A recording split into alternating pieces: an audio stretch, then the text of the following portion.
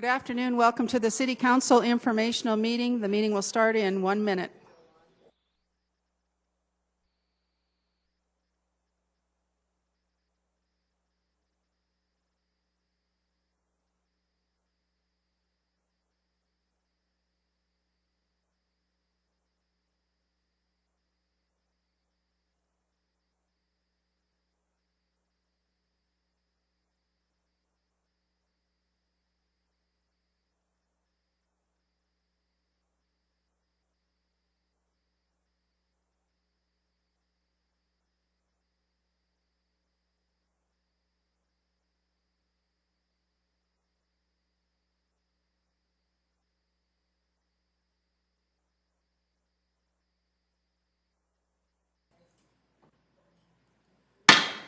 Good afternoon. It's Tuesday, July 10th. We'll call this informational meeting to order. I just want to make a reminder that the City Council meetings scheduled for Tuesday, July 24th will be held at the Minnehaha County Administration Building, the County Commission Room, due to installation updates here in the chambers. So make sure your calendars are up to date, and this is just a notice for the public as well. Will be posted online. That Tuesday, July 24th meeting will be held at the County Commission Room at the Minnehaha County Administration Building. So we will move along. Our first item is a Fiscal Committee update. Councillor Starr. Once I worked the technology, sorry. We had a great meeting last week with the Fiscal Committee where we were able to have people from the Finance Office come in and speak to us about revenue projections of where we're moving forward and how we had a chance to take a look at where they started from. Because for me, budgets start at where you project your revenue and then you spend it rather than putting the other side of it with your needs and wants. And so it really gave a good background and a foundation. So I highly recommend the video. It was awesome. All right. Our next item is open discussion. Anything for open discussion? Councillor Staley. Thank you. I have two things I wanted to share. First of all, I'm a big advocate of outdoor swimming. That's one of the reasons I worked to save that outdoor pool at Drake Springs 12 years ago. And we have some really cool outdoor pools in our city. And I've said to myself for several years, I need to start swimming, even though I don't like going out in a bathing suit. So yesterday I said, I'm just biting the bullet. I went out and bought myself a pass, and I'm 60 years old. So if you're over 55, it's $40 for a season pass, which is pretty reasonable. And I went over to Frank Olson, and that is a fabulous pool. I will work tooth and nail to save that pool, by the way, so it doesn't become a spray park down the road. But it's wonderful, and I'm hoping to, through Facebook and talking with people, I want to encourage people to use our pools because it's just a delightful experience for our children. And I didn't know that we have 3 free wading pools in town. I knew McKinnon Park was free, but not Drake Springs. Frank Olson is, and then Councillor Neitzer, what's the one on the west side? I think that has a free one. Yeah, so that's really a nice thing that we do for our children too, is give them a place to swim free. So I just wanted to put a plug in for that. And then secondly, I did not know that our homeless advisory board coordinator, Stacy Thiessen, had left until the mayor told me that on Monday morning. And so I did call the county and talked with Carol Mueller yesterday, and I ran into Stacy today down at Kello. And so I said to her, and I want to say publicly that I want to say thank you to Stacy, because she gave 10 years on that as the head of that homeless advisory board. And then she said, I think she had been there a year before that working for the county. So I know she worked in conjunction with others to help get the Bishop Dudley House established. And I think we really appreciated the effort that she put forth. My other concern with that was that I've been hearing that there's a chance that that board may be dissolved, that the triage center may be taking over. It's just kind of in flux right now because we pay part of her salary on the city, and the county did as well. So what I said to Carol, and what I want to say publicly, is I'd like to be involved in that conversation. I think as a council, since we are funding half of that salary, we all should be involved in the ground level of whatever is coming forth. So I just wanted to say that publicly. Thank you. Thank you, Counselor. I am on the triage task force, and that has not been a part of the conversation at all. So that's news to me, and I am in. And I heard that from a county commissioner. And again, that's why I think we needed to be briefed about, you know, where we're going. I want to know at the entry level of what we're about with that. Yeah, no, I agree, and I just want to make sure. And the mayor agreed today. Counselor Starr and I just met with him, so. Yeah. I just want to make sure it's known that the triage center is not dissolving that at this time. That's not part of the conversation. Counselor Selberg, I know you're on the committee. Do you have any additional information possibly? Yes, as I shared with Counselor Staley yesterday, we have had some meetings recently where we're basically kind of reviewing the journey that the HAB has been on, where we're going from here, what's been good, what needs improvement. No decisions have been made, no centers taking over, nothing. As I said, it's still pretty much in the formulation stages, and we're meeting often. We've got a couple meetings coming up here in the next month, so there'll be some things coming soon. I know even before Stacy left, there were some concerns and just some different things with the program where we're just reviewing it as a whole and how can it be better and what's been going well and what can we do to tweak it and make it better, and we've been working hard to kind of get that way. So I would expect we'll have a report very soon, but we're working diligently on it. Thank you. Thank you for the update, and I'd hope that you could just continue to keep us up to date like you have in the past, and appreciate the communication. Absolutely. Well, and if I may, but Carol said yesterday that they are forming small groups, and she doesn't plan on having any council members. They weren't going to be involved with the small group. That's what I heard from Carol yesterday. No decisions have been made of any kind. So Except there's been a lot of Stacy discussion. except that Stacy left. Right. Right. And we do have representation on the board, so our representation for the council is Councilor Selberg, who will be there on our behalf. So if you have questions that you'd like to funnel through him and concerns, I know you've been a great spokesperson on that committee. So we just continue to hope that you continue to represent us like you have in the past. Absolutely. Thank you. Anything else? Councilor Yes, Starr. if I could. Thank you, Madam Chair. The other thing, or the thing that I get to be part of last week was a tour of the new archives building.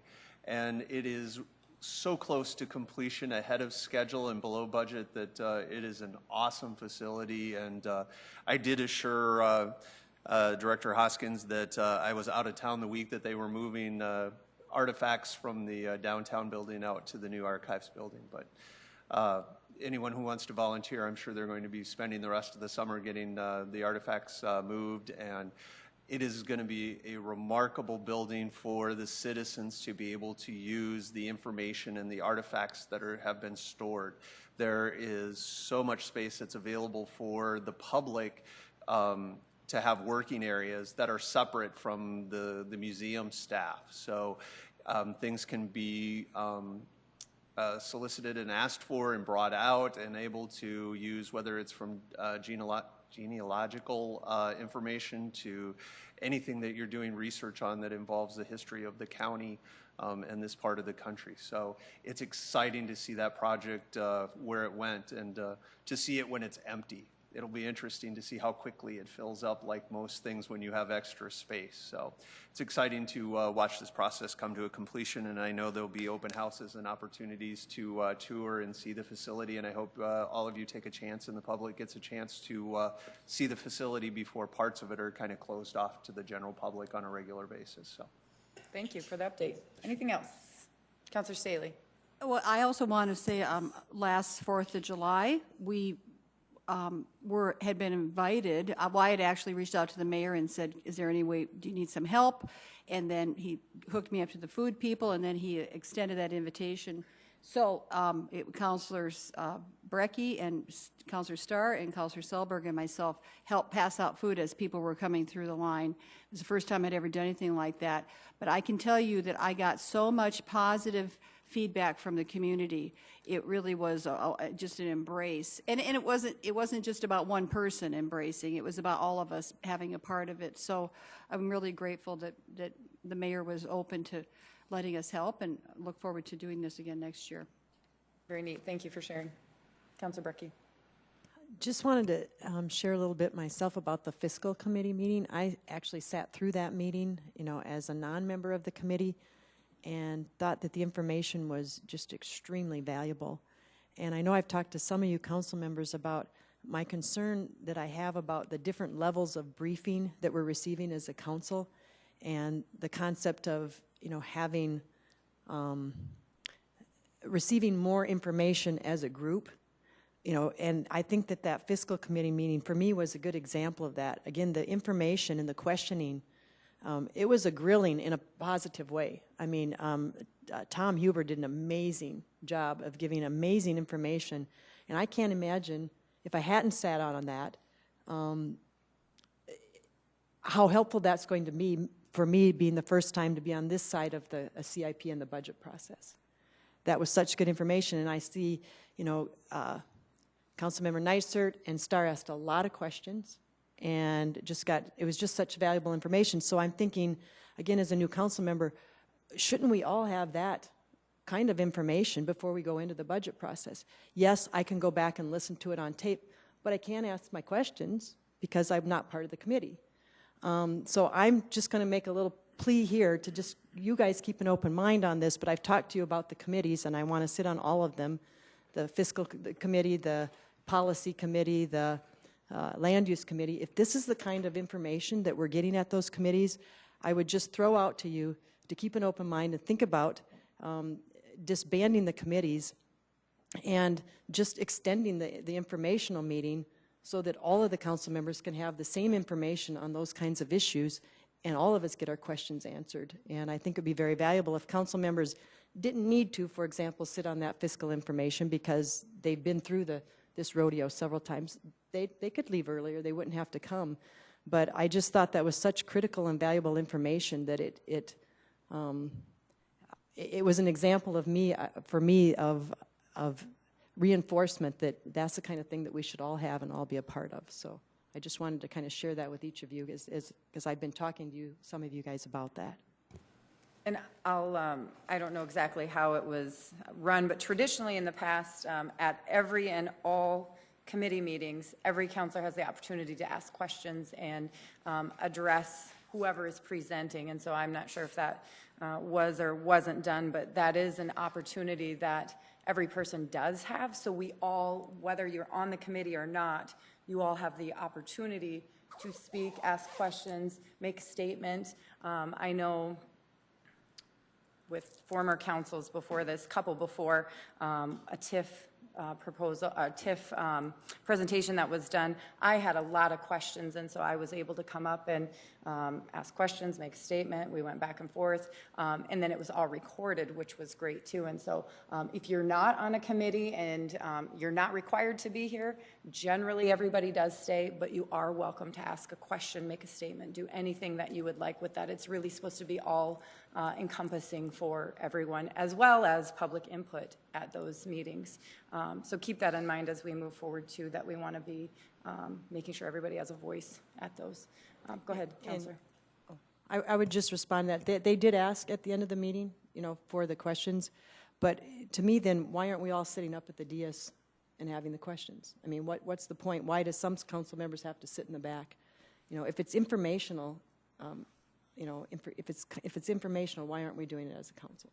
Well, and there hasn't always been time to get everything at an informational, and sometimes those committee meetings are maybe a wild idea. That was not a wild idea, but I know that I've brought things forward saying, hey, what about this item? And it's come to public services. Sometimes when it comes to a committee, it will birth a ad hoc committee, such as the annexation task force came out of a committee meeting. Chickens was another one that came out of there. Public transportation, the bus stuff.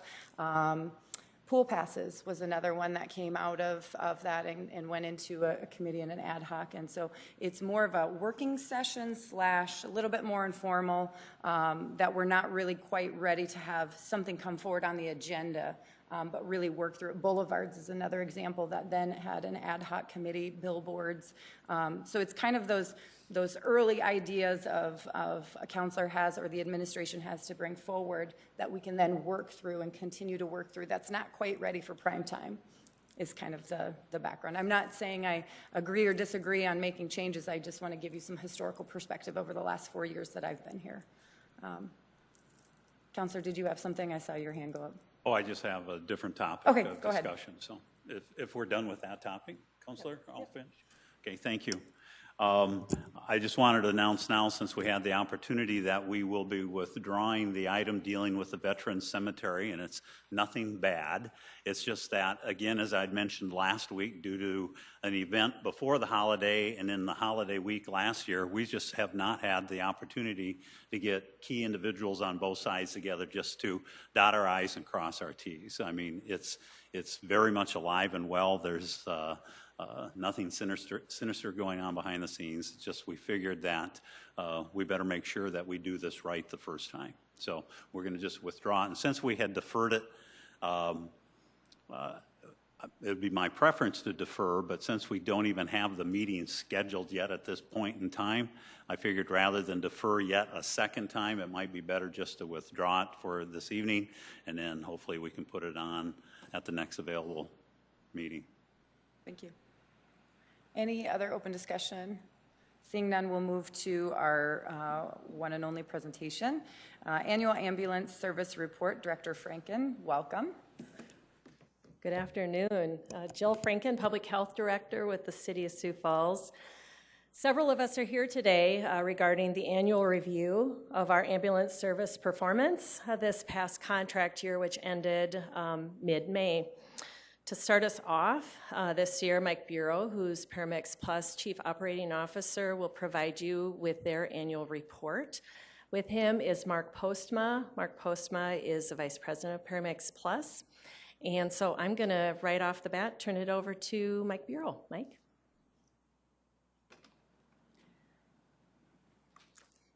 Good afternoon, counselors. It's a wonderful opportunity to be able to present again.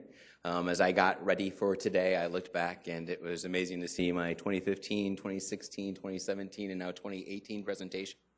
So this is kind of in a long-standing meeting. My name is Mike Bureau. I am the Chief Operating Officer for Paramedics Plus here in Sioux Falls. For members new to the council, I reside in the southeast of the city. I've lived here for about 4 years, so I am local and have been local for a while. So overall today, I kind of wanted to give a broad overview, and we'll look at 5 different areas. We'll look at kind of quality of care. We'll look at employee engagement. We'll look at patient satisfaction. We'll look at kind of community impacts that we've made and system growth. So the reason that this is so important for me today is I love this opportunity to get up in front of you and to talk about the great things we've done and the great things that we're going to do this year. And it also gives us a great opportunity to talk about the improvements we've made by recognizing gaps and getting in and kind of closing those gaps as the year goes by. So to begin, we'll start with the focus on patient care. As you can see in that first photo, you see an ambulance fully draped in cloth, and you see some local Sioux Falls paramedics and EMTs in PAPRs and hazmat suits. The reason you see that is that was from a drill this year involving Ebola. And the reason that that is there is because we are one of 2 contracts with the state who handle basically special pathogen transport. So Rapid City being on the west and us being on the east. So coming out of that contract, the state asked for 2 things. They asked that we work to help develop a plan and policies and procedures on how these types of episodes involving these types of patients will be transported, and second of all, that we provide resources and trained personnel to do so. So what you see there in that picture is those individuals going through that training and kind of working through that piece. Our second slide there shows one of our paramedics working with our clinical manager at the School of EMS, a resource that we purchased last year from Avera. They are a School of EMS that's been here for many years. As Avera was transitioning, we purchased that to help keep that resource available in this part of the country where EMS education doesn't really have a lot of options. So keeping that school here was very important. So what they're going through is validations. Validations are a requirement in the REMSA contract. So biannually, we have to not only perform and have what we do verified and watched by REMSA, but we also have to get up in front of REMSA and kind of demonstrate those skills to Dr. Luther and our medical director in a closed facility so that they can get a good eye on that. We moved validations to quarterly, and the reason we did that was we wanted to add in an additional piece. So the first piece that we added in is we want to be able to involve our community partners. So when we do validations now, we have visits from both hospital systems, the state trauma system, the fire department, the police department, Metro Communications. And it gives them an opportunity to come in and not only teach medical CME, but to give us information and training that helps us be a better partner to them. The second piece of that is actual continuing medical education, not only certifying those skills, but actual continuing medical education. So there's two pieces to that as well. The first is what's required to keep up certification in the city of Sioux Falls. There are requirements for REMSA, there are state licensure requirements, and there are national licensure requirements. So we handle that training at validations. The second piece is throughout all this time, we've kind of focused on continuous quality improvement. So the second piece of this is as we're looking at run reports and we're looking at the way that PR is provided as a system, we're recognizing those gaps and we're helping close those gaps through training and education to help improve overall system care. So that is kind of our purpose of going through validations. Recently, we've had some discussion about moving, changing the way that we do interosseo needles. So that is actually putting a needle in somebody's leg into the bone to provide IV fluids instead of a vein. We do that in cardiac arrest and we do that in trauma. So currently, in our RFP, the way that we do that is with a specialized drill. But the problem with that specialized drill is that you don't always know exactly when the moment that drill isn't going to function due to battery. So we keep a redundancy in the truck, and we have a tertiary redundancy as well, and a manual method. But recently there have been some new devices that have been released and out into the public, so we've started looking at those and discussing those. So in the future in the validations, you'd probably see us talk about moving that direction, so that would be where that training would take place if we move that system-wide in conjunction with REMSA. Additionally, the other piece that we do is we do yearly EBOC training. So driving ambulances is very dangerous. So we do a classroom portion, and we do, everyone who drives one of our vehicles does a full EBOC course at Yankton Park each year. The final picture is one of our patients who came by to meet with two of our paramedics to say thank you. And this is really what patient care boils down to. So for me as a leader, it's important that we're impactful. And what I mean by that is not just that our quality care and that we have great IV skills, but when a paramedic or an EMT responds to somebody, they're usually having the worst day of their life. And sometimes being impactful is a little different than the care. And we'll talk about how we're kind of measuring that impactfulness as we go forward here in a little bit. So moving forward here, we have Mission Lifeline. So in 2015, we made a commitment to go after Mission Lifeline. In 2016, we were awarded bronze. In 2017, we got silver. And in 2018, we got gold. We were the only recipient in the state of South Dakota. Mission Lifeline comes back to talking about that continuous quality improvement, kind of keeping an eye on where all that is at. So there's a moving target there. They measure kind of two things. They measure when someone's having a heart attack and you show up at scene. Do you put the stickers on their chest and take a picture of their heart and transmit it to the hospital in 10 minutes? And then one of their others is when you take a patient who's actually having a heart attack, do you get them to the hospital, and can the hospital get them to the cath lab within 90 minutes? And then each year there's some variable changes that they look at. So obviously we've been very successful at doing that as we've been able to move forward from bronze to gold. But a little more than that, it means that we care about the data.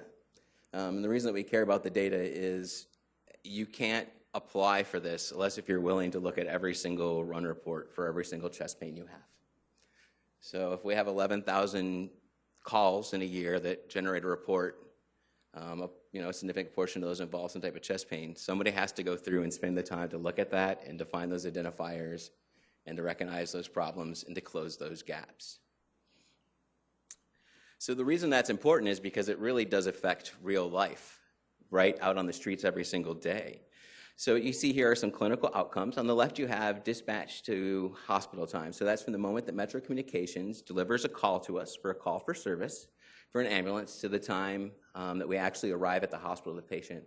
You see there is STEMIs, which are heart attacks, strokes, and then trauma calls.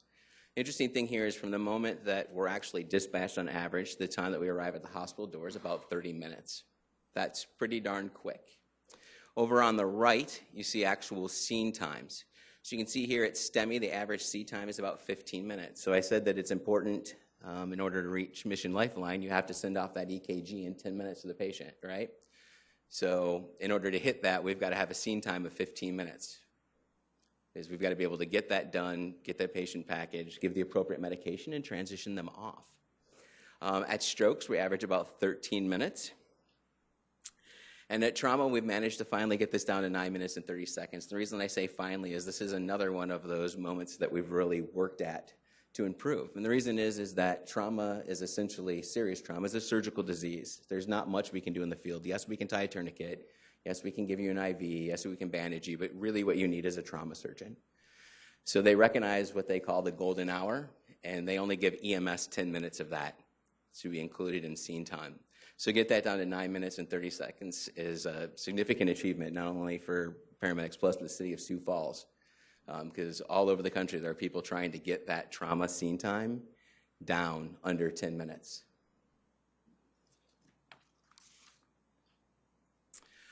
Overall, we continue to still feed that same data over to the CARES registry for the city of Sioux Falls.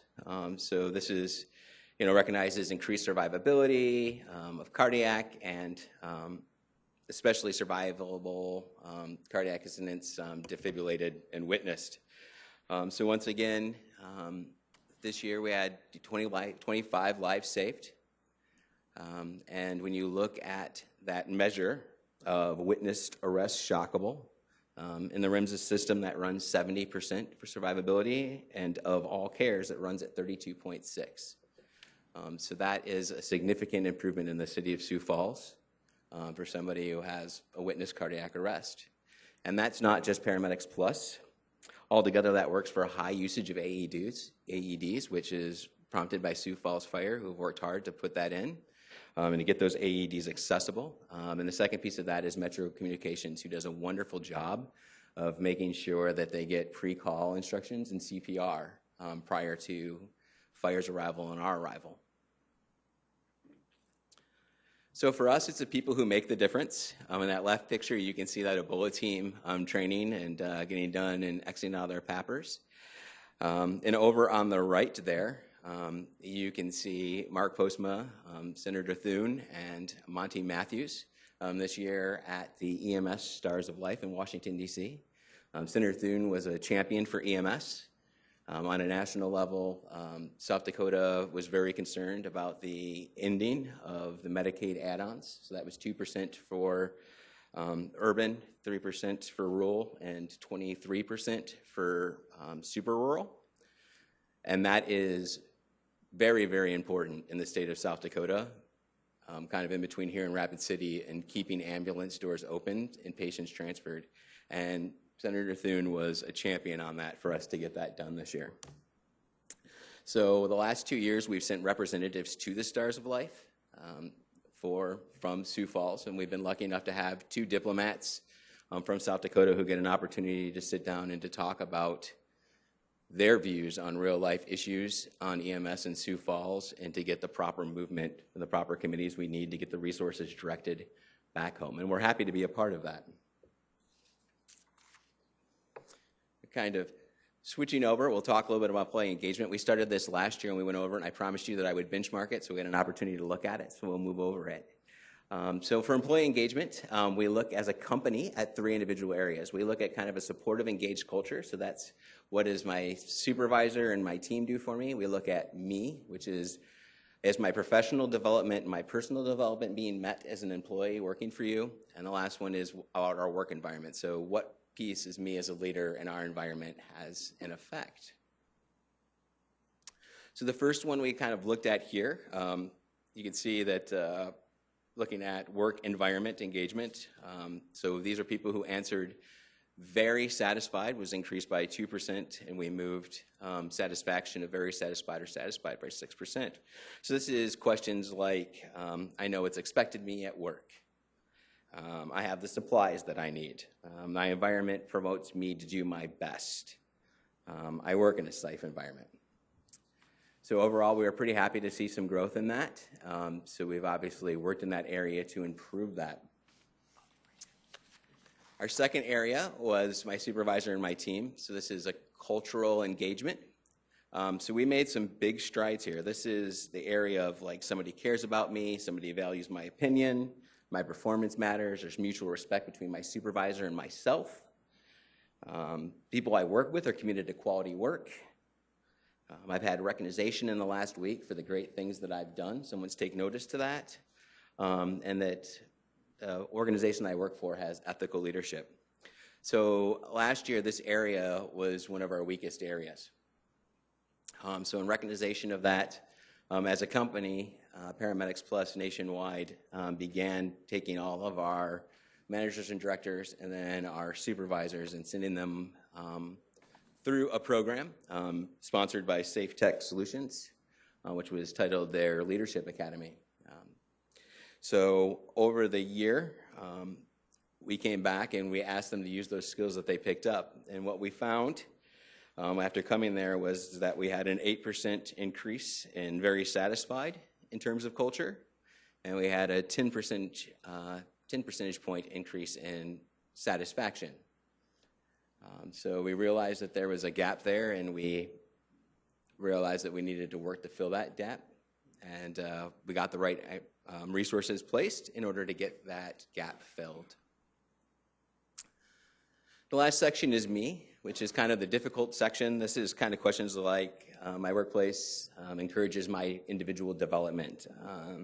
They give me an opportunity to learn and grow as a person and ask questions about, is the mission that I do for the company important? And is this a great place to work? In this one, we saw, again, another 10 percentage point increase in very satisfied, so top box, and a 15% improvement in very satisfied and satisfied. So again, here, we realized that we needed some work this year. So we've tasked our supervisors, who've now come off of this new training system, to get on out there and to work with their individual teams and to find out where in this area we can help. Because this is the hardest one as a leader to close that gap on. I can make an environment safer. I can do an employee follow-up more often. But it's hard to find out exactly what do you want to be developed, right? How do you want to learn and grow? What does that mean to you? So we're really hoping that our supervisor group will follow CQI and get out and have great conversations, and we'll be able to bring you some more improvements to that area next year.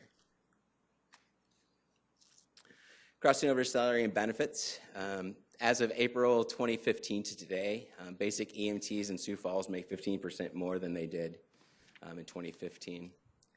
Paramedics overall saw a 17% wage increase since April of 2015, and our operations supervisors, non-salaried, saw a 14% increase in average wages since 2015. So we've continued to move along. Each year we've done a little bit more incremental, to the point now where we've made some significant gains. Moving on to the next section, we're talking about taking care of patients and customer satisfaction. So last year I addressed with you as a group that we were using a company to do our patient satisfaction, but we were concerned because they were hospital-based and they weren't answering questions or asking questions, and we weren't getting a lot of participation because it was such a lengthy survey, and nobody likes to take a phone survey, right? So we switched over, as I had told you, we moved over to a group called the Baldridge Group, who now independently does this for us. So they contact our patients. They ask them a series of 6 questions. They basically ask them, how was the dispatch experience? Because as you know, I have a contract with Metro Communications, so I want to make sure that that need for me is being met. The second question they kind of ask is, how is the response time? Right? So we've had some discussion over that over the years. So that is one of the questions that they ask. Another question they ask is, when the paramedics got there, did they listen to you and did they explain? So as I said in the very beginning, I talked about being impactful more than just patient care. This is where we're trying to measure, are we being impactful? So did the paramedic or EMT take a couple seconds and explain to you what the procedure was and talk you through what was going to happen? Were they caring and concerned when they did it? Or were they blasé? Once again, these are people having their worst moment. Did they manage your pain, which is generally what people want? That's not necessarily pain management in a traditional sense, as much as it could be as easy as ice packing and splinting. It doesn't necessarily have to be actual true pain management. And were they courteous and were they professional? So we're very happy to see this year that overall, when you look at the chart, the red line signifies people who responded they were satisfied or very satisfied as an average of all of those questions. So overall, that's right about 99%. The next piece was, are they engaged? So once again, this is top box on a series of 5, only very satisfied. And as you can see, that averaged about 65% engagement. That is a significant number, and we're very happy to see it. We continue to strive to raise that, but to have people answer a survey and to only choose top box 65% of the time, fairly significant. So with this data, we run through a couple different forms of CQI. So one of the questions is a lot of times when it comes back to me, I won't know who the person is, but I'll know what caused them to give a distractor to say that it wasn't a top box. So we correlate those and look at those, and then we try to see if there's a trend. Now, when I get that data, I get it by zip code, the way they responded by zip code. And that's important because we want to make sure that everybody in the city of Sioux Falls, regardless of where they live, is receiving the same level of customer service. Not patients in one neighborhood get better customer service than another. So we look at it by zip code. We look at it by shift. We look at it by individual EMT and paramedic. And we look at it by days and nights. So we compile all that data, take those together, and then we're able to decide how we're going to address those complaints as they bubble up and begin to trend. How can we mitigate those and how can we correct those?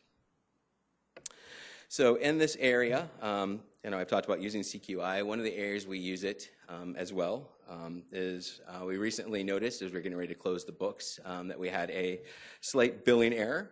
Normally, contracts are rounded in terms of rates. That's a standard in this industry. And a small portion of 3 charges were rounded here in Sioux Falls. So altogether, that had an impact of about 290 bills out of about 11,300, and it totaled to about $272 in rounding charges.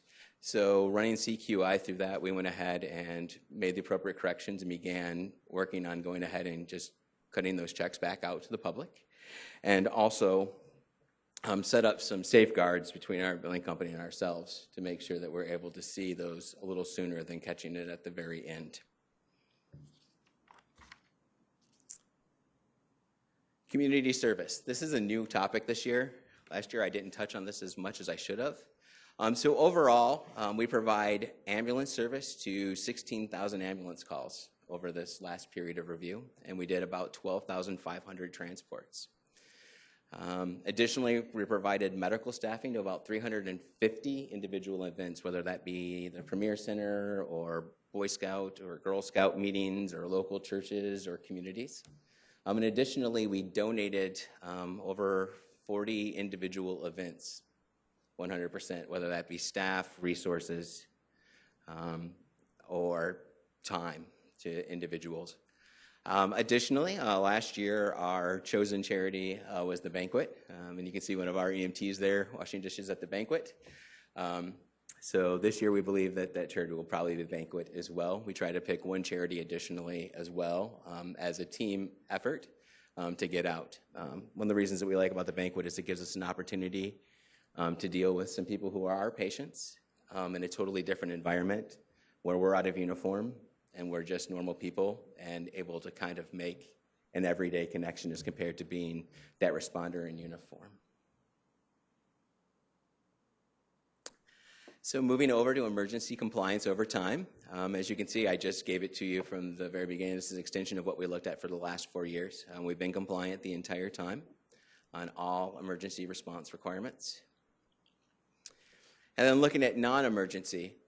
So the interesting thing here is you can see that in approximately January of this year, we had a significant dip in priority 4. So priority 4 are scheduled interfacility transfers. So what that means is a hospital calls us ahead of time, 3 hours, and says, in 3 hours, we'd like you to pick up this patient at this time. And we have to either be 30 minutes early or 30 minutes late. But if we're more than 30 minutes late, we're non-compliant by contract. These are very difficult to manage because they call in 3 hours ahead and we have no idea what the emergency traffic will look like in the city of Sioux Falls 3 hours from now. We're pretty good at predicting where calls are going to originate, but we can't predict volume. So what we discovered in January is we had gotten too comfortable. We had gotten too complacent on priority 4s. We had managed them very well. And then we had a slight incident where we were unable to recover. And because there's a small number of them, sometimes less than 10, it's hard to make up a 90% when you have less than 10. So we took that through that CQI process again. And what we discovered was that we needed to change the way we did things. So the first thing we did was we said, when a priority 4 comes out, whether it's 2 o'clock in the afternoon or it's 2 o'clock in the morning, a supervisor, field supervisor has to own it from the moment that it gets. We still have a commitment to that hospital and that hospital's patient that they have scheduled a time and we need to meet that.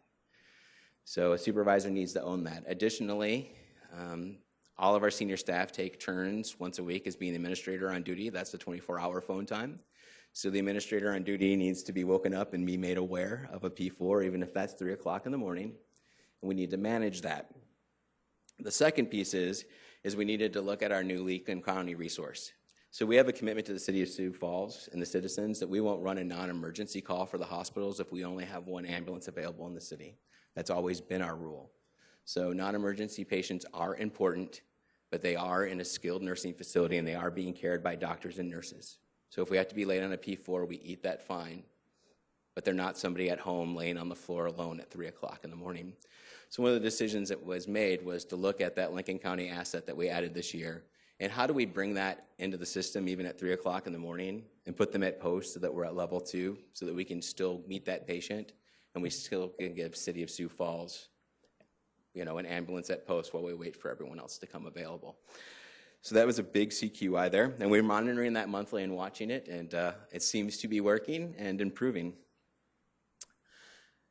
This last slide in terms of volume is a little different this year. So what I did was I stacked P1s. So those are our response time requirements of 8 minutes or 59 seconds on the bottom. And then on top of them are priority 2.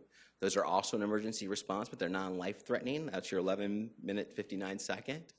And then in the light blue there is your priority 3, which is emergency non-life threatening, non-lights and sirens, which is 15:59. And then that little red there is that P4 that I talked about that are difficult to meet. And then that purple is priority 5, which is where someone just calls at a hospital and says, we'd like you to move patient from location A to B, and we have 90 minutes to do that. And the reason that I showed this today is even though volume has grown in Sioux Falls, as we talked about last year and this year, it's interesting to note if you kind of just look at those colors, you can see that those numbers bleed into different areas, right? So as this town grows, what we're going to see is the needs of the hospitals and our 911 system and our patients are going to change with the growth of this town. This isn't a static system. Needs are going to change, and I just wanted to show you that even in these 3 years, we've seen a change in how priorities shift in terms of the types of responses we do as the community grows. Oops, I apologize. And our last slide here was just kind of some recent yearly updates. So the last one is we provided a 24-hour station in Harrisburg, and that serves the Harrisburg and T area, which I know doesn't seem like an important point to you as the City of Sioux Falls City Council, but as I mentioned, this is really an important piece. So the reason this is important is, first of all, it provides an asset in cases of emergencies, like that P4, being able to move a resource that we have out of another community to Sioux Falls to serve it, kind of as the hub. And number 2, we, over the last 3 years, have sent ambulances down to Harrisburg and T that were in the city of Sioux Falls. So now there's an ambulance there. Those ambulances don't have to leave. They can stay here, generally speaking, most of the time. We also do a large amount of ALS intercepts, so that's where we go out and meet with basic life support ambulances, so ones without paramedics coming from rural communities. And we would have to pull a City of Sioux Falls resource out, and we would have to send that down the highway to meet those providers. This Lincoln County station now provides that. As being close to the interstate access, it gives them the ability to get out and meet with those people. So it actually is a win for you, and it goes to show in our franchise model that as we expand, it really does provide resources that go back into this contract as well, even when other contracts exist. The other piece that I didn't have a picture for today, but I wanted to talk about was when we came here originally 3 years ago, we talked with the fire department about partnering on car seats, because we do Safe Kids everywhere. And we got here, and it turns out the Sioux Falls Fire Department does an awesome job with Safe Kids. They don't need our help. They were kind enough to allow us to help, and we appreciate that, but they didn't need our help. So we started looking around and seeing where could we be of some use. So we were able to get out with South Dakota EMS for Children, and we discovered that there actually is a need for booster seat. So last year we began getting certified to do booster seats in conjunction with that, and this year during EMS week we had our first booster seat drive, and you may have seen some of the commercials on local television, and we had numerous families come through, and just like people normally get the car seats checked at the fire department, we have now the availability for people to come through with booster seats for their kids that have grown out of car seats but into booster seats to have the same thing done. And of course we are certified to do car seats as well, but that resource is already there. So we were happy to branch into that this year, and we felt like that was a good way that we could partner with Sioux Falls Fire and provide a service that continued for the citizens of Sioux Falls as we moved forward. So that kind of closes what I have for today, so I will open it up for early questions. Thank you. Are there any questions for Mike or anyone on the team here? Councilor Sale. Thank you. I just have a few questions. From your information here, about 16,000 ambulance calls. Could you break those down as priority 1, priority 2, priority 3? Certainly. On this period, in terms of volume, from May to April, which is what I cover in this period, there were 46 P1s, there were 457 P1s, 7,110 P2s, 6,900 P3s, 129 P4s, and 1,593 P5s. Okay, just a couple more questions.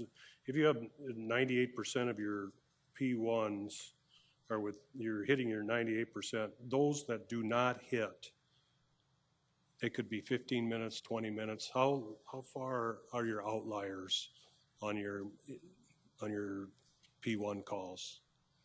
On our P1 calls? Yeah. So you have a certain percent that don't hit that under 8. So our contractual requirement is 90%. So we run at 98%. And outliers are covered in general. I don't have it with me. I can happily get that off to you through REMSA. But we address outliers each and every single month by count at the REMSA board meeting. So is there a possibility there could be 20 minutes, 30 minutes? I'm looking for those times when there are huge gaps in coverage, that all the ambulances are busy and we have to call somebody who's, take one, drop them off at the hospital, get to the next heart attack. Okay, so are you asking for what is the range of times? Are you asking for the number of incidents that it happens? Or I just don't understand your question, sir. Worst case scenario. The worst case scenario? I'm not sure I can answer what the worst case scenario is. That ambulances are a limited resource. We've had that discussion here. So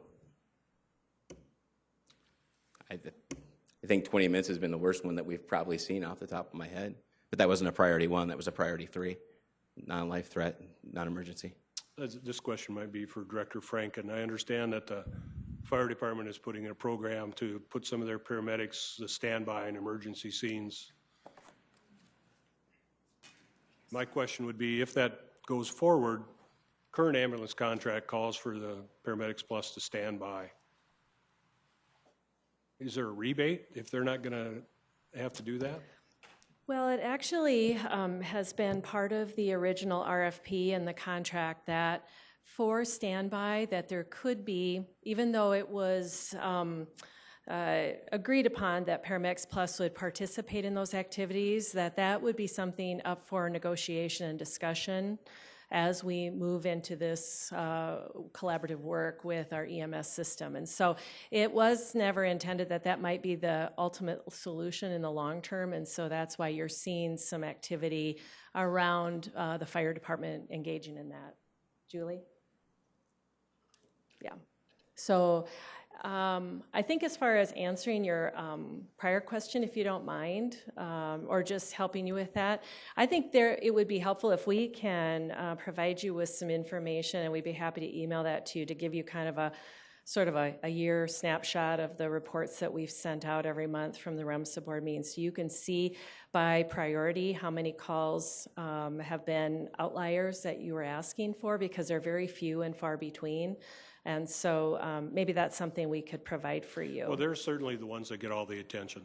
The outliers, the ones that are oddballs, the ones that are way outside of the normal. They're the ones that get all the attention, not the normal ones. And that's the ones that people contact me about. Geez, it seemed like it took them 40 minutes to get there. You know, and I've been there. I know that's not always true. So one of the things that might be really helpful for you, Counselor, and we used to send them out every month, and now we post them for anybody to be able to have the opportunity to see, is after the REMSA board is approved, the response time, the compliance report every month, we post that on SiouxFalls.org. And we can certainly get you the link to where those are located, so you can see those. They're posted every month, and you can see all the prior ones as well. So if we get you that link, would that be okay for you to take a look at that? Okay. I appreciate that. Great. Thank you. Great, we can do that. Other questions? Councilor Neitzer.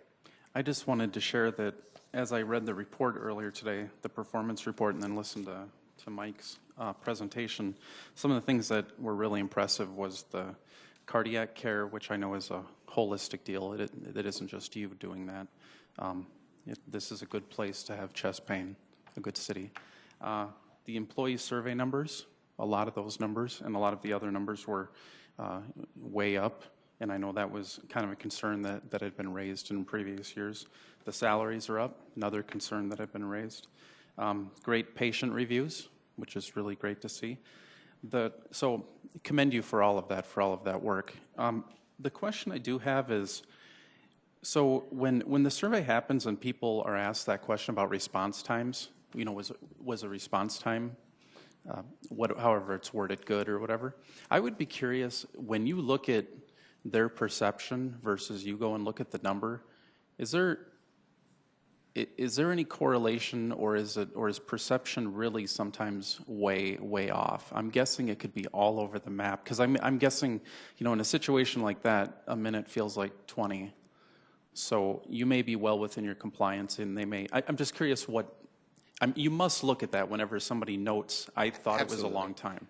So, I mean, obviously response times run unusually high in this system, nationally speaking. So to see that response be at top box at 65%, so that's a very good score.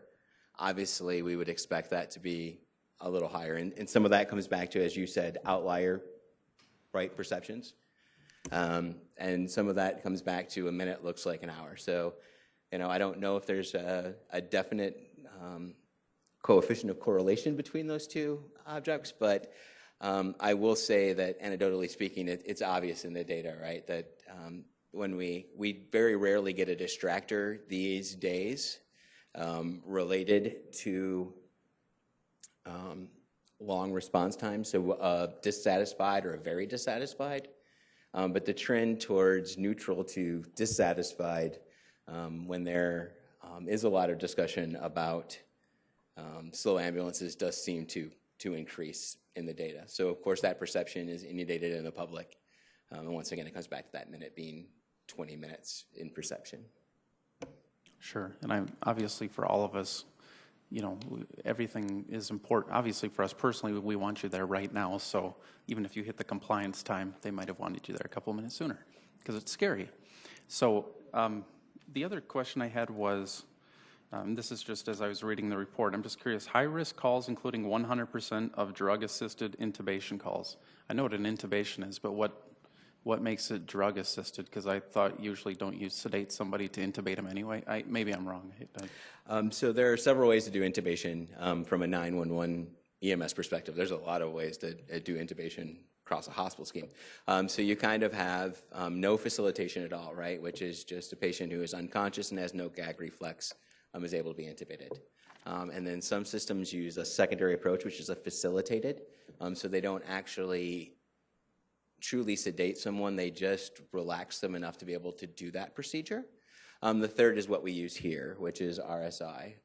So that's rapid sequence intubation, drug assisted. So that's actually the ability to go ahead and sedate somebody and to put them in a position that makes that procedure significantly easier for the person trying to do it. So that's reviewed by Dr. Luther and REMSA, along with our own personal medical director, Dr. McSherry from Stanford Hospital, also reviews those as well. So because there's such a high risk there, because you're sedating someone, those have to be 100% review. This isn't something that you can take your hands off the wheel. This is a very, very serious procedure that requires a great amount of oversight.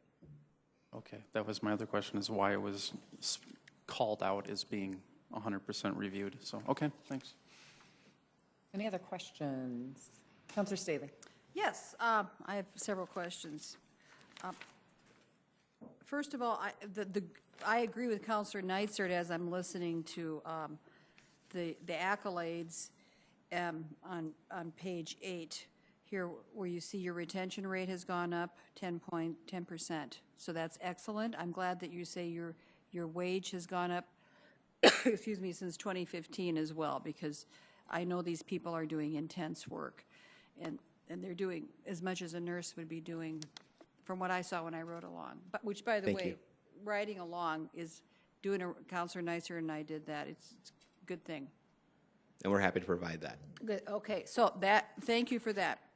Now, I wanted to talk about, and you're probably going to tell me you can't tell me this, but I'm going to ask anyway, because I have been contacted by people who have had a problem with billing, a problem with paying, and we are being given the responsibility here of setting rates. You have an automatic 3% rate increase. And I will say, moving forward, you're in year 3 of 5, is that correct? Right, correct. Yes. So moving forward, this had been established before we came on board, but I would like to have more input into the contract of whomever it is that we're partnering up with moving forward, because I think giving an automatic rate increase is problematic to me. And we're faced with raising water and sewer rates, and we really have a good handle on how much that's going to be. In your case, we really don't know what your profit margin is, because you're a private company. But the question I want to ask is, can you tell me, of all those calls that you said you made, what was it, 12,000, 16,000? How many of those were no pay? How many of those were no pay?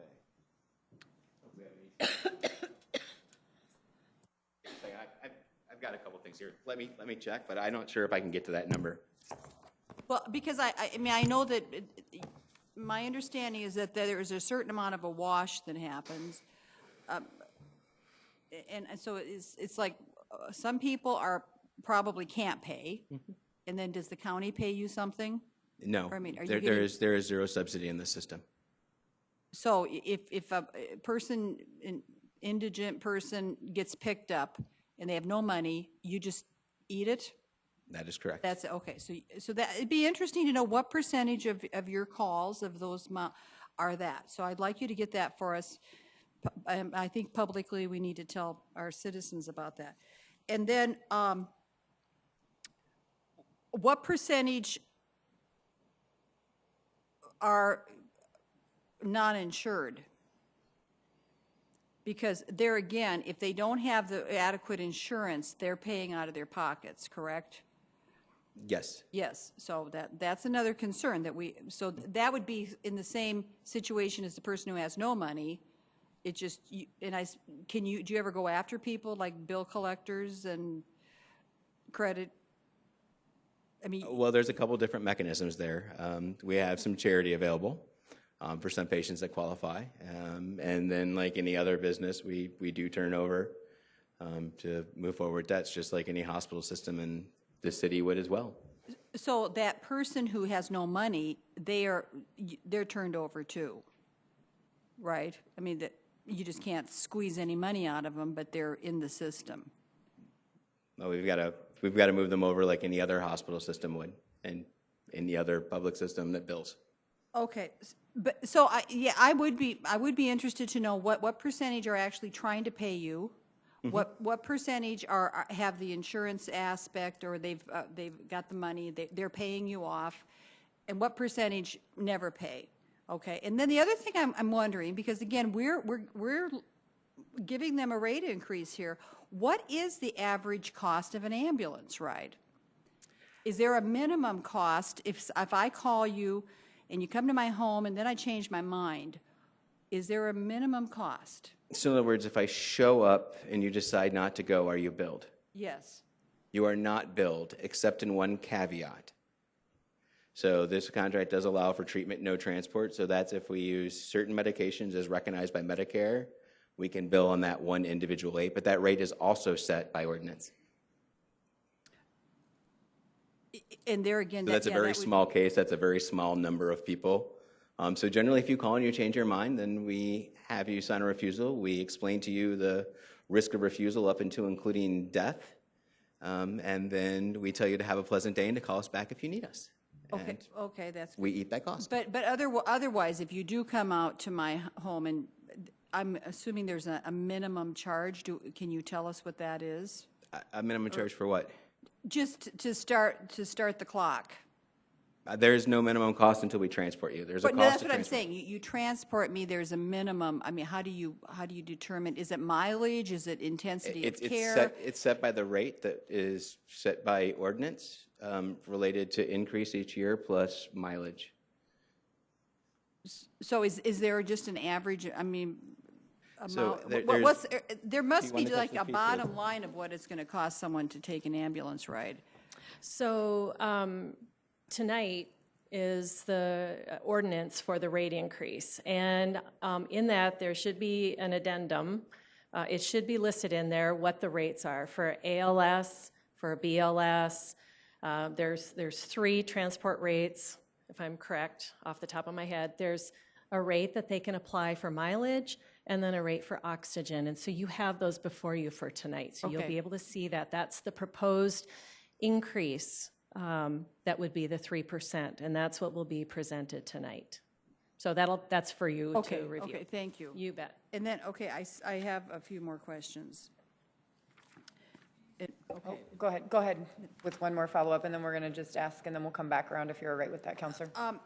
That I was just wondering on page 6, so you have, and I'm glad you're doing this customer satisfaction thing. Why was it on page 6, if we could get that in your little one here? Yes, ma'am. What was the dip down? Do you know why? And they're so small, I can't even read it on this. Oh, page. where it dropped from to like Was it 98%? March of this year, it looks like your patient satisfaction was kind of going down. Yeah, it dripped down to about 98%. Yeah, we've looked into that. What those particular was in that month, I don't know off the top of my head. I don't have it here with me. But once again, that would have had, what would have happened there is we would have had somebody, for it to run 100% as it had, everybody's survey would have had to have been very satisfied or satisfied. So what happened there was they were either neutral or not satisfied. In order to It looks like get that dip down. 50% were, I mean, some of these are up to like. Oh, are you talking about the engagement piece there? Are you talking about the little bars? Well, down here, patient satisfaction is what I'm talking about. Mm-hmm. So it looks like some month here, the chart goes up to 90%, they're happy, satisfied, and then you look in March, and it's way down to like 40%. Correct. So once again, what that's doing is in the background there, so when you look at that chart, you have the red line, right, with the white background. That represents of everybody surveyed who answered satisfied or very satisfied. The blue bar represents people who only were very satisfied, top box, Baldrige criteria, right? Only very satisfied. So the number that transfer between very satisfied and satisfied varies. The way that we judge this is that red line staying up? That's the number of people who are very satisfied or satisfied with our service. What the blue bar manages is, are we making that personal impact I talked about? In some months, we do a better job than others. So we're watching that and seeing what caused that to happen. So in one case, it may have been somebody was cold and we gave them a blanket, but they weren't very satisfied. because we noticed that the blanket slipped off of their feet and their feet got cold, and it was December and it was the back of a cold ambulance on a bad night. I mean, these are the kinds of things that happen. But are you saying that graph is affected by one person? That No, it would come- it's convected of multiple people in multiple shifts, ma'am. I'm just saying that it's measuring two different things. One is whether when we call the people and we survey them, were they very satisfied and satisfied, or were they just very satisfied? Counselor Kiley, did you have a question? Yes. Yes, I do. Thank you very much. And I'll just kind of go through page by page here a little bit. First of all, congratulations for being the only recipient of the Mission Lifeline Award, the only recipient here in the state of South Dakota. Thank you. Congratulations on that award. You know what, before I forget, I'd just like to say one thing, that your rate increase isn't automatic. You have to meet the benchmarks that have been established in the contract in order to receive that increase. And if you have met all of those, then I guess if you want to call it automatic, then you are entitled to receive that. But it's not like you can perform at any level and then automatically get an increase. You have to meet the benchmarks that have been established, and you have done that. Thank you. And thank you for that performance as well, by the way.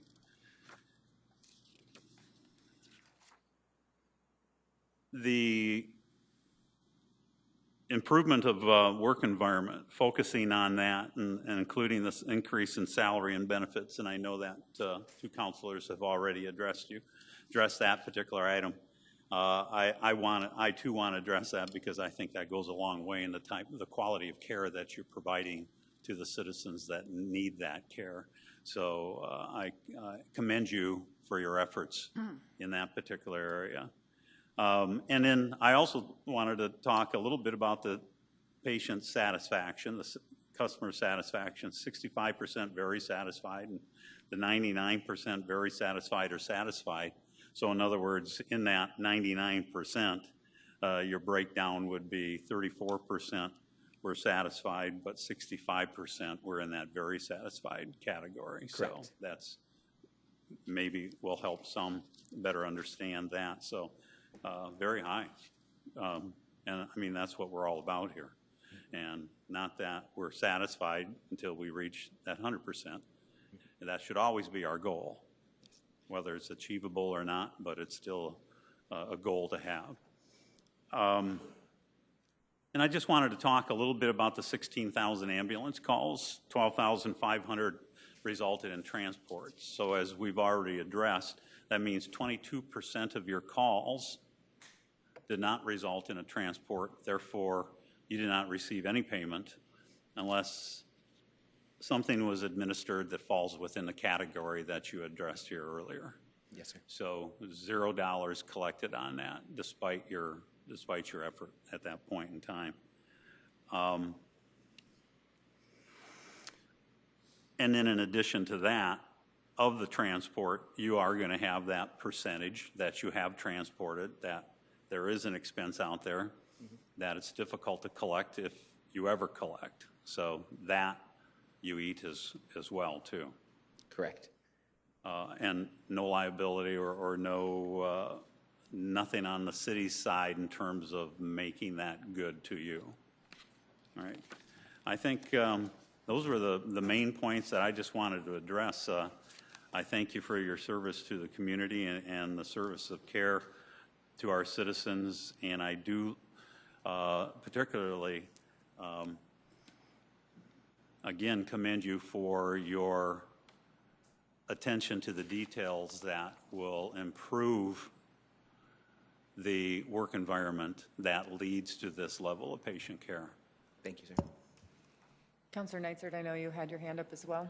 Then we'll Yeah. go to Counselor Staley unless someone else has questions before. Yeah, just a quick follow-up. I just wanted to point out that obviously everybody's concerned about fees, but I know Counselor Staley knows this as well. When you do the ride-along, what you find out, an eye-opening experience, is that sometimes people might say, I get charged, whatever, $1,000 for a 2-minute ride.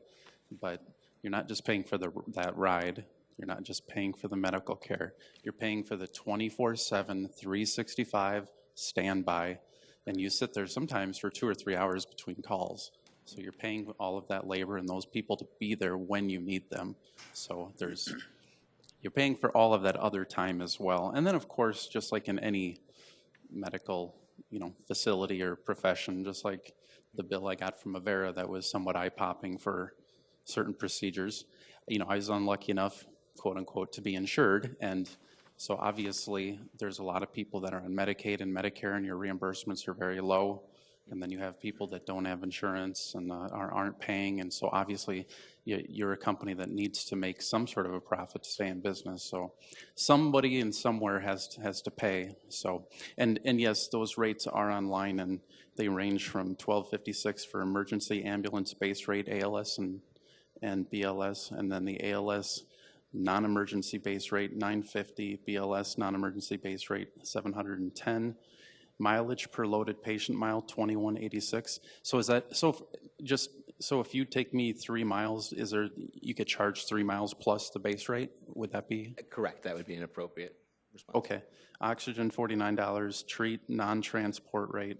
By the way, what is treat, non-transport rate, $191.23? Is that where you give certain, you were talking about, you do certain things, but they refuse transport? Correct. So a very common form of treat or no transport you may see is we may have within this community or any community a brittle diabetic. So they may occasionally have to reach out to the 911 system because they had a little too much insulin, and the family calls. So we arrive. They've been living with diabetes for years. They're normally fairly good at managing their own condition.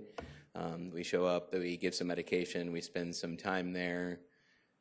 We work them through that. We give them a full ALS assessment, and then they decide that they don't want to go, and they're going to contact their primary care doctor, and they're going to follow up on their insulin and their food diary, and we walk through all those steps. So in that case, there's a small charge we can go for not only time on task that's spent helping work through that, but also additionally for the medication and supplies that are used in that case. That would be one example of an area where treat or no transport may be allowable. Okay, very good. And from watching some of the county meetings and researching, it sure seems like if it wasn't for the transports, I don't know how any of your systems would be solvent. I don't think you go into the emergency business for, to get rich, probably, unfortunately. So, thanks. Councilor Staley. I was wondering, are the instances where you're using MedStar 1, has that gone down from last year? Because yes, remember, that has was gone kind down. of like that mutual aid situation. Has that Yes, gone ma'am, down? that has gone down, yes. But you're still using them occasionally?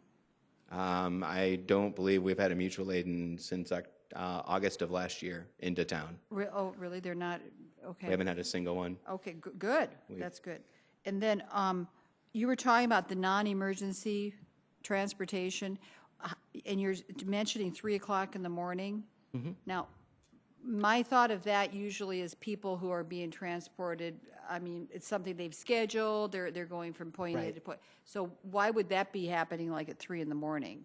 So, for example, you're at Avera, and we'll take Avera for this example. So you're at Avera, and they need to send you over to Avera Heart to have some type of heart cath done, and your time and appointment in the surgical bay is at 6 a.m. They may request you at 3, so they can get you over, so they can get you prepped for surgery. They can do that final preparation so that at 6 o'clock they can have you in the surgical room. So we do see some P4s in the middle of the night, and it's usually for high acute surgery to get that person over and prepared into the surgical bay.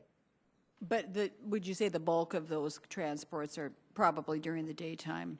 Bulk of P4s generally in the daytime for the most part, and usually closer to the time that you would expect to see those type of transports. So somebody wants to transfer, they decide to transfer from one facility to another, 3 o'clock in the afternoon for whatever reason that would be. So they call it noon, so we have to be there at 3. It doesn't matter that 3 is a very busy time in this system. How often does the hospital use their ambulances to transport? Or what instance would facilitate that? They have their would own- not. But when do they use their ambulances? Do you want to touch? Yeah, okay. I'll happily handle this one. So by contract, they're able to use them to transport on the ground leg of an air trip. So what that means is if they're going to transport a patient by airplane to somewhere else, they can transport that patient from the hospital to the fixed wing or the helicopter, or from the helicopter and fixed wing to their facility. But they can't go between facilities in town. They can do outside of city limits however they would like to do so. And both hospitals seem to be in favor of this. Especially being that they have the ability on critical care patients to be able to add a nurse or a CCT paramedic to our ambulance crew and pick them up and transport them that way. They don't have to carry that, that cost of keeping their ambulance medically ready for that level of acuity all the time. Thank you. You're welcome. Any other questions? I'll just add in, we always talk about the percentage of satisfaction, and of course it always wants to be 100%, and it's those kind of oddballs that are the outliers that really draw the attention, and that it's unfortunate because every second counts when you feel it's life and death. And not too long ago, I know my colleagues know this, but we were in a car accident where my 3 boys were with, and I feel like by the time I got out of the car, because it smelled like it was on fire, and it wasn't, I was hooked up to machines and everything, and I mean, it was so fast. And some of that is 2 totaled cars, 3 little kids in the car. The response time, I have no idea what it is. I don't care. But I felt as if I was barely out of the car and hooked up to devices. And so I thank you for your service. For me, it was a very, very satisfied. And it's a life and death situation for most when it's at that heightened time. So thank you for what you do for our community. I know we are in July now, and so we will be taking public input. We will begin public input at 5:15. We have to finish this meeting here to the next one. We have plenty of time. So if there's anyone here that would like to speak for public input, please state your name. You will get 5 minutes per person to speak on the agenda item. And then we'll have at least 15 minutes depending on time. We may have to limit that. Our clerk will keep time like we do at public input. Scott Harrisman, Sioux Falls.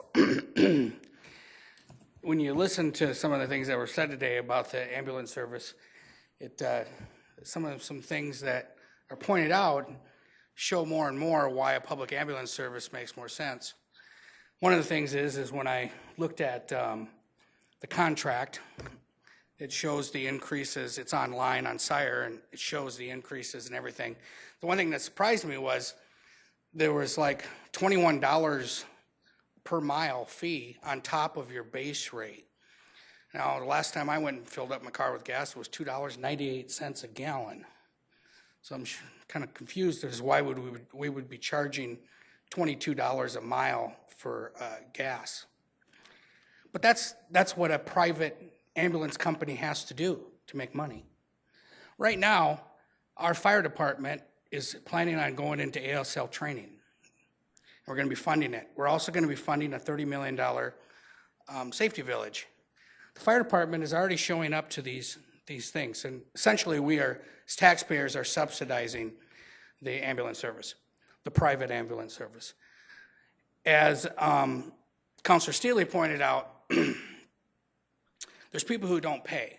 Well, nice part about a public ambulance service is you don't have to worry about that stuff. In other words, the city of Sioux Falls is most likely would not have their billing. You're going to have to hire a third-party company to do billing for you. They're most likely are going to probably not go after people who don't have the money to pay. They're going to ask them to pay, but they're not going to have a collection company go after them like a private ambulance service. Like I said, we're already paying for the fire department to show up. We're planning on spending $30 million for Safety Village. Why don't we just put ambulances, public ambulances at all the fire departments, just bite the bullet and do it. It makes more sense. It's more economical for the consumer. We're already showing up. The fire department's going to be trained for ALS. It just seems silly to me that we would have to have a private contract with a private company to do ambulance service when cities all over the country have proven that public ambulance services work. All over the country. And they're a good idea.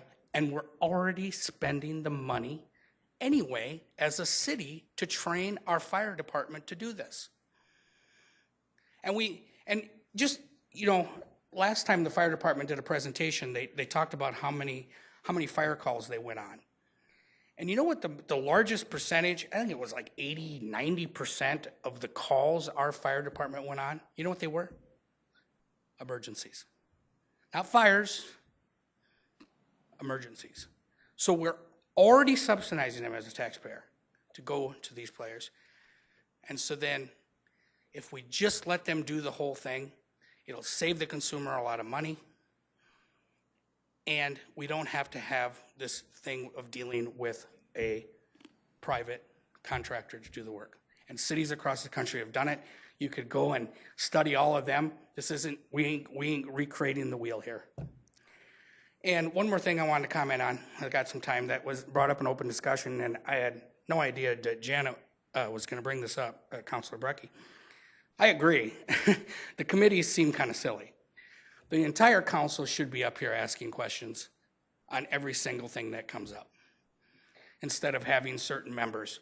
And as for the operations committee, that should be an open committee if we're going to stay in a committee structure. That should not be a closed committee. There is no reason why we have a fiscal committee and some of these other committees that are always out here, always getting recorded, always the public showing up to get to watch, but the operations committee somehow has to be in the basement and the dark of the night.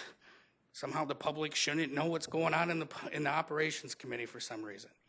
You have executive sessions for when you need to talk to employees, and you can choose to have those when you need to do that.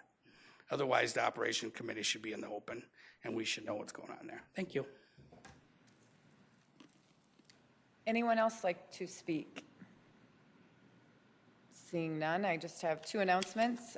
There will not be Public Service Committee today. That has been canceled. And land use is canceled for next week as well. With that, we will see you at 7 p.m. Thank you.